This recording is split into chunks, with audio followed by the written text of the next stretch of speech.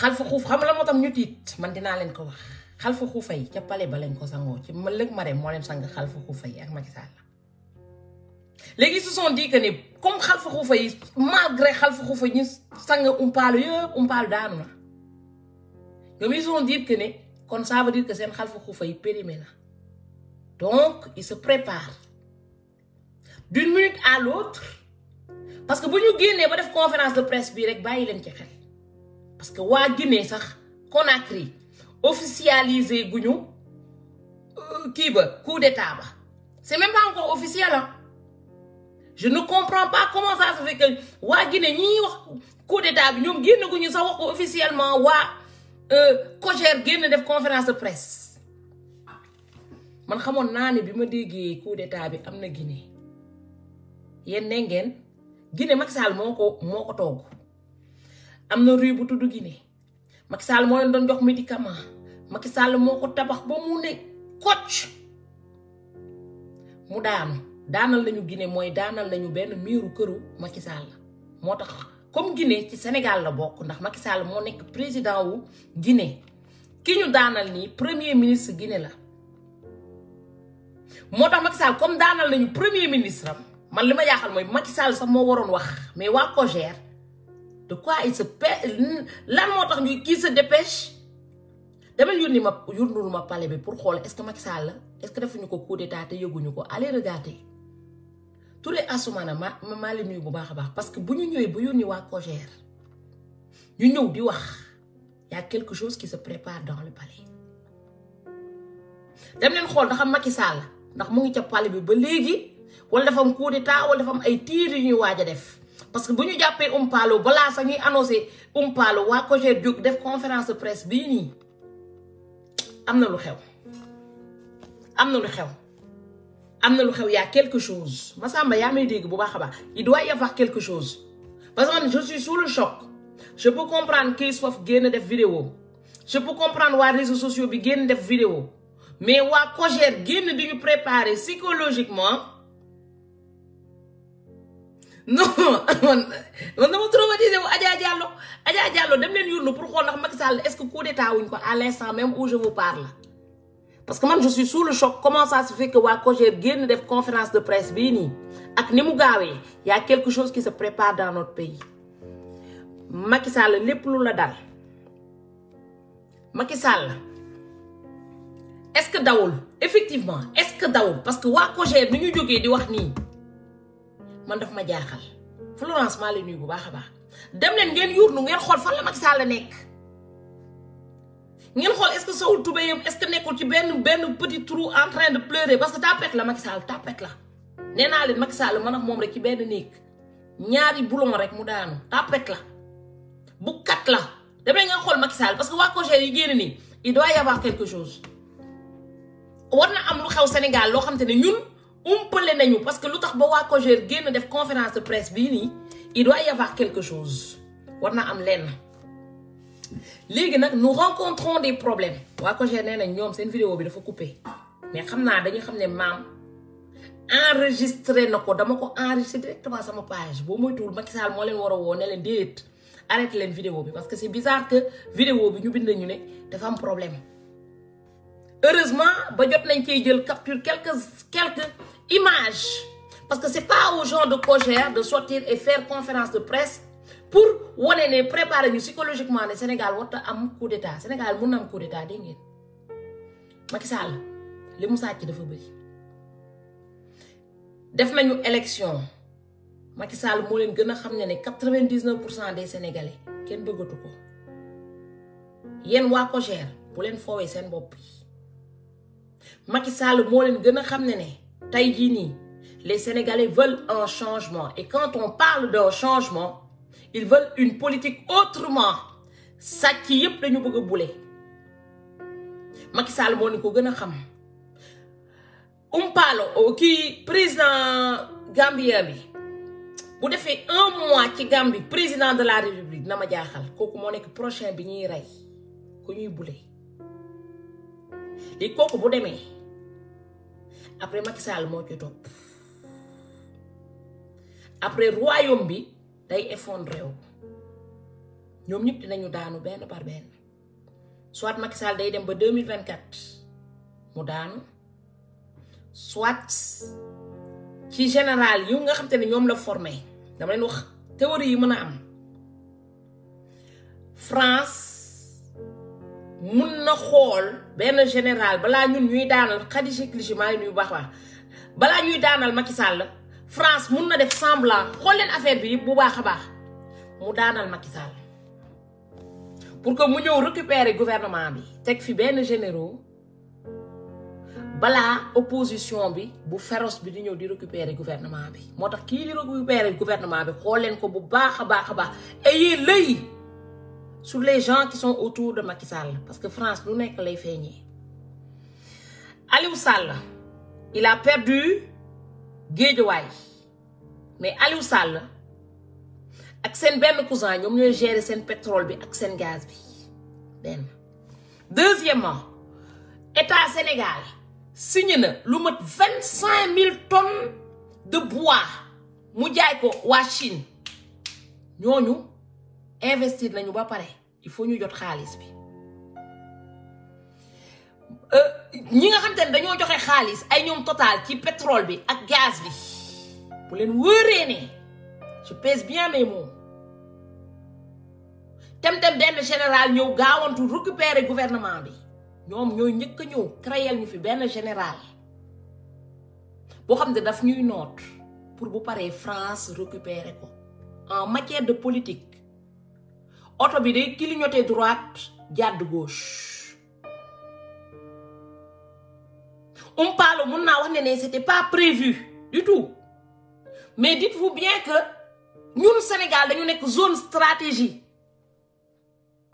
France bu ko wóoree ne bu leen gisee waa Cogère génn tout de suite à l'instant même France balaa keneen di ñëw di récupérer Sénégal France est capable de faire coup d'état récupérer état bi parce que guerre ci biir guerre la te tey man li may fay gaz bi dafa yokk essence bi dafa yokk lépp moo yokku lan moo ko waral mooy problème yi nga xamante ne moom moo nekk géostratégie bi nekk ci monde entier bi parce que dëkk bu jël Inde bu rebelle yi récupérer dëkk bi rek dañ koy barricader kon ñoom lañ doon jël mënatuñ ko amoon na gaz bu bari bu doon jógee fële Algérie algériens yi ñu ngi commencé comprendre système bi ñoom tamit dañoo verrouiller commencé barricader nga dem fële na ci tchadien yi ñoom tamit verrouiller dañ commencé nañu barricader negete xam nga français dañu muus l'île maudite Haïti seen président bi xam nga ñu ne dañoo ne l'île maudite la amul dara nekkate Haïti mu ngi fees ak ressource ñu koy lekk wacc population bi misère am na ñoo xam te ne Haïti dañuy lekk bay lekk ban Haïti dañuy lekk bay lekk gargomboose xam ngeen gargomboose dañ koy lekk foofu noonu ndax ñàkk lu ñu lekk léegi nag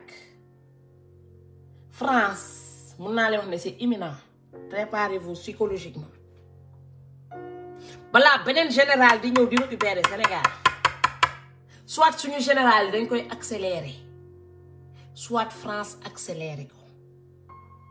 parce que affaire bi guerre la ci biir guerre te foog naa ni France accélérer ko moo gën a gaaw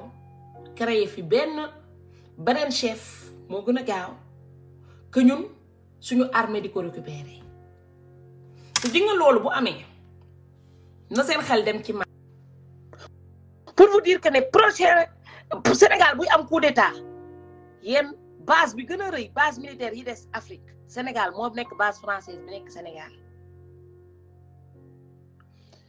Macky Sall dañ koo teg këram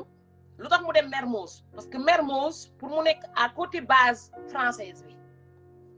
kon foofu bu ñu defee simulation dama leen di wax ne damay préparer dëkk bi psychologiquement parce que comme ñële ñëw nañu préparer psychologiquement waa Cogère man dinaa leen préparer psychologiquement loo xamante ne ñun nekk na loo xamante ne war na mën a nekk kër Macky Sall Mermoz sànge maa leen nuyu bu baax a baax ak base militaire bi ñoo dend dañu prévoir bu fekkente ne Macky Sall am na coup d'état bu ñu def simulation parce que mën nañu yónnee ñaari milice ñoom ñooy yónni milice ñoom ñooy tirer ñoom ñooy récupérer mun nañu yónni benn milice ne ko tirer d'accord ñu gaawantu def ñaari tir ñetti tir y aura 2 3 cons surtout bu dee ay nervis la ñu yónni 2 3 nervis yuy dee ñu ne nervis yi récupérer dëkk bi ñu ñëw tegal ñu fi benn général préparé nañ ko psychologique yow général nii ak nii nga war a doxee général bi ñëw toog ñun pour ñun vrai coup d'état lay doon coup d'état buy am Sénégal ci ni ma xamee géopolitique yeneen yëpp mën na nekk vrai mais faux bi Sénégal lay amee faux bi Sénégal lay amee avec la complicité de certains Sénégalais parce que ñun ñoo nekk ñoo xamante ne mun nañu jaay suñu morom pour 1 franc pour 2 centimes tey France mun na récupérer vite fait Sénégal Macky Sall li mu jëndee armes yëpp ñëw teg Macky Sall préparé na leen psychologiquement que de à tout moment mun na am benn affaire mais parce que baayam yi tubaab bi mi teg nañ ko ci chaise ne ko plan bi nii ak nii lay doogee prépare la population tout est communication en fait en matière de politique tout est communication il vous prépare ba jour bi bu ñëwee yéen vous êtes déjà préparé les choses vont arriver du jour au lendemain conférence de COJER bii nii ñu effacer ko bañ koo effacer je le laisserai sur ma page parce que xam naa ni y a quelque chose qui va se préparer du jour au lendemain ils sont tous corrompus on est l'un des pays africains les plus corrompus de la terre ñun ñoo gën a corrompre ñun africains non seulement Sénégal on est corrompu y a pas que ça ma jëy on est des vendus ñun on est des vendus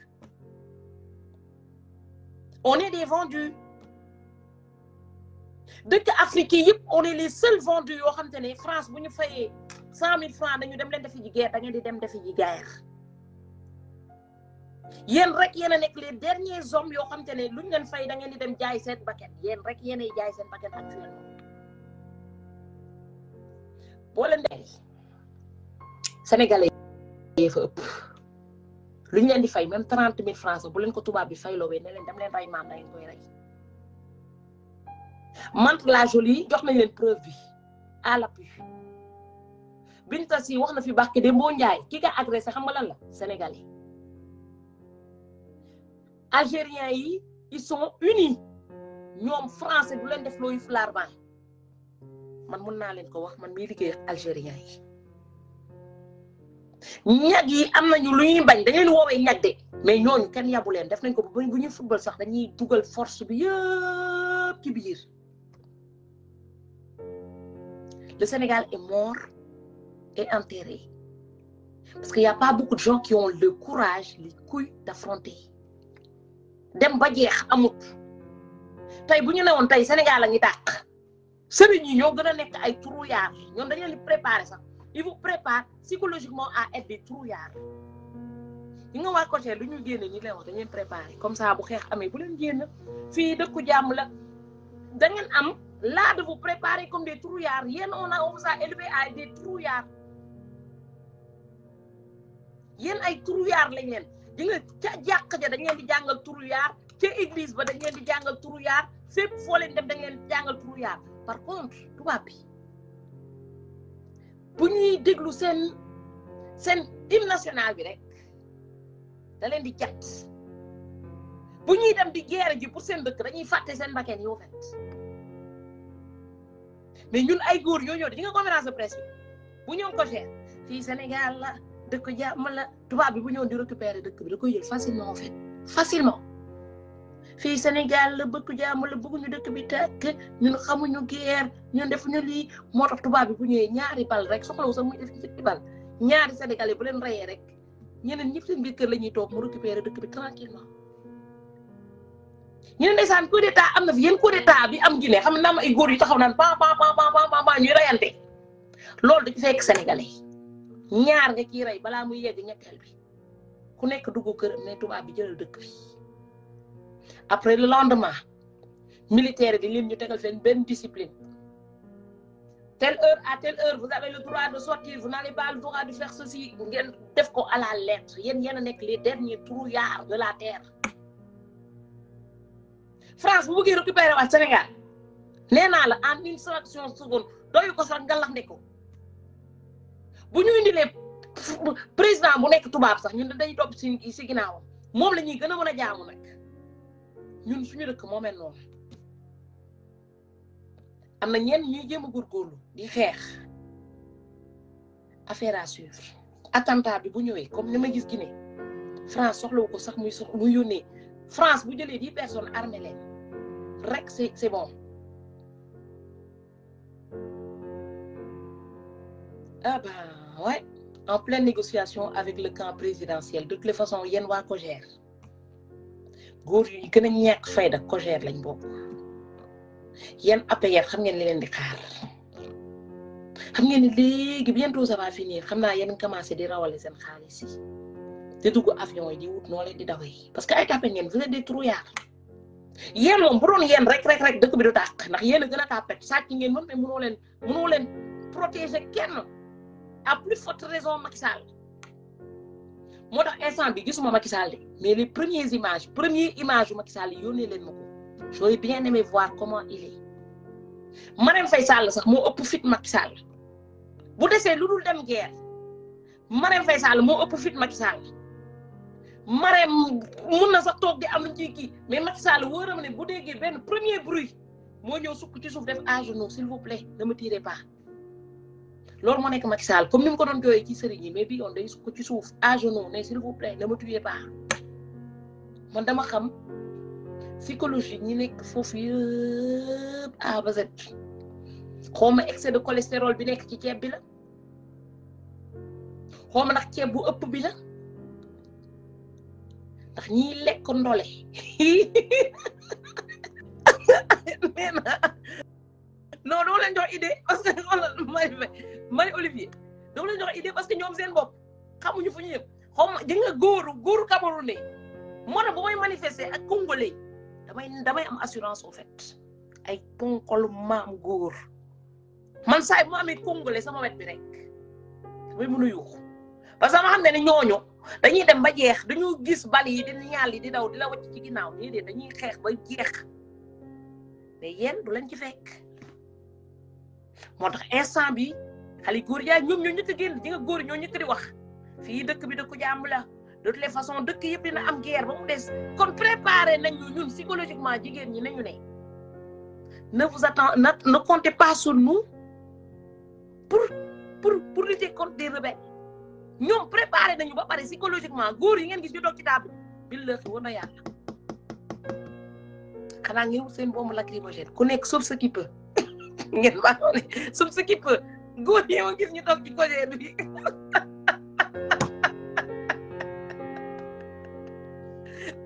man maa ngi doon comprendre sax lan moo tax ne mu di ci jëkkër tubaab ndax am nañu fit boo xamante ne bu guerre bi ñëwee bu rebelle yi ñëwee dañuy dem taxaw ci ginnaaw dem front mais ñii ils vous ont préparé psychologiquement guerre yi rebelle yi bu ñëwee Sénégal góor yi ñooy dem làqatu ji ñu tiire ci xale yi tiire ci maire yi ku tàq ñaal yi mooy góor yi ils vous ont préparé ah waa COJER yi pendant tout ce temps là ñaata année la Macky Sall jël mandat 7 ans et 2 ans 9 ans au pouvoir ils ont bouffé pendant 9 ans di lekk ba suur vitamines yi yegg ba seen yuur yi mais à 2 doigts de voir leur trône se renverser ils vont pas se battre léegi yéen nervi yi yéen lay xool ndax pour 500 francs bu leen déggee na xam 5000 francs da ngeen di dem di jaay ji seen bakkan ngir Macky Sall ndax waa COJER si boppam ils vous ont préparé psychologiquement ñoom ñoo doon lekk pendant 9 ans di profité ci pouvoir bi tey ñoom xam nañu lii xeeñ lii waaj a ñëw nii bañ def conférence de presse xaaruñu sax seen bàyyi Macky Sall def conférence de presse ñoom ñoo njëkk a génn ci mbedd bi def conférence de presse xamoon naa ne yéen waa COJER amoo leen fulla amoo leen fayda amoo leen doole yéen a gën a cuune xam nga looy mën dóor ay jigéen ak xeex jigéen yi kese ndax seen doole yéen góoru COJER yi jigéen ñi sax ñoo leen ëpp doole xeex ak jigéen rek ngeen mën a léegi nag affaire à suivre man dinaa observer affaire bi ba 1h du matin ba ñuy jàpp umpaalo ba di ko mënooti ba di ñu woon première image yi lépp dinaa ko xool analyser ko ma xool nag ka cay topp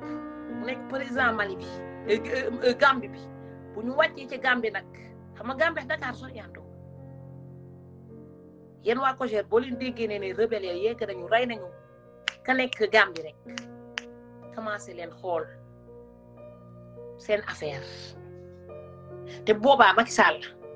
du fi toog di leen protéger de yéen waa COJER yéen ñi toog ci table bi ni ngeen foog ne Macky Sall na leen tal sauf ce qui peut tubaab bi ñoo koy dugal ci avion d'une minute à l'autre ñoo koy dugal ci avion ñu rawale ko parce que Macky Sall xam na ne tey téere yi mu am yëpp amul benn téere bu koy protéger benn aucun gris ne va le protéger aujourd'hui xam na ko parce que sangat na bay bëgg a dee terewul municipal yi ñu dóor ko mu sang saafara umpaalo ba umpaalo xeeñ saafara ba def nañ ko ba fu ñuy dem di réunion ñoom Macron saafara bi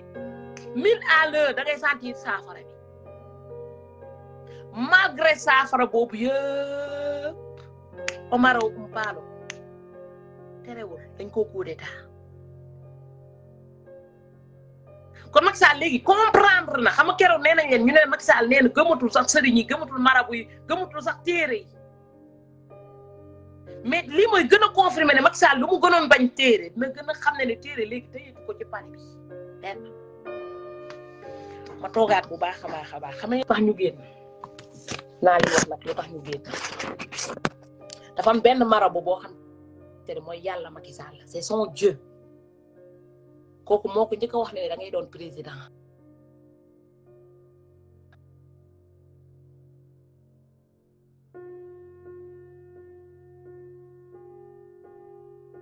bi mu nee Macky da ngay doon président léegi mu ne Macky mii mooy même léegi sax gëmuloon ne Macky day doon président paa bi ne leen Macky dina doon président mais mbooloo bu takku ñoo koy génne ji ci palais ba Macky def premier mandat wam tout se passe bien il s'est rendu compte que élection yu ñu organisé yëpp après premier mandat bi yëpp la ñàkk daf ko sàcc mais plus ñuy dem plus xam nga boo doon sàcc di gagné ba ngay dem ba boo sàccee sax ñu gagné la il sent que bientôt mbooloo baa ñuy waaj a ñëw moo tax saa booy moo dee manifester Macky plie bagage et se casse keroog bu ñuy délibérer législative yi municipal yi Macky était sur le terrain il a pas parlé vite doon caac mu naan boo ma sàccee de sëriñ ba neewoon na ma mbooloo bu takk bi nañ ma ñëw génne ci palais bi ma sàcc wala bu ma sàcc naa xool fi nga xam te ne bu ma sàccee du ma yëngal mbooloo bi naa yónni sëriñ yi comme ça ñu négocier yenn kii bu ma récupérer yenn maire yi moo tax bi muy sàcc même sàcc bi sax nii la doon def pion lay avancer pion par pion bu avancer benn pion ba pare mu yurndu xool ndax ñi muy sàcc ndax am yuuxu nañu wala yuuxuwuñu mu doogay avancer waat beneen deuxième pion ainsi de suite ba mu tëral sàcc ba pare mu doogay génn xam nga premier jour bu leen annoncé woon ne j'ai gagné 80% te ngeen dem taal dëkk bi te boobaa li sëriñ bi wax dañ koy accélérer parce que dañ koy dem jëli ji ci palais bi muy xaar ba guddi bu ñu nelawee tuuti mu annoncé benn résultat bu ñu nelawee tuuti mu annoncé benn résultat ba mu jékki-jékki rek mu ne moom moo gagné 80%. Mais il l'a pas dit d'un seul coup. Parce que s'il le dit d'un seul coup, le mbolo va venir dans le palais et le gars, il est fini. Lii na fu mu toll nii sàcc na affaire bi rës na mais fi mu ko yaakaaruloon mooy jamais il aurait pensé que arme yu mu jaarale ci umpaalo yëpp mu dugg Sénégal xalaatuloon ne mag yooyu yëpp umpaalo d'une minute à l'autre dina daanu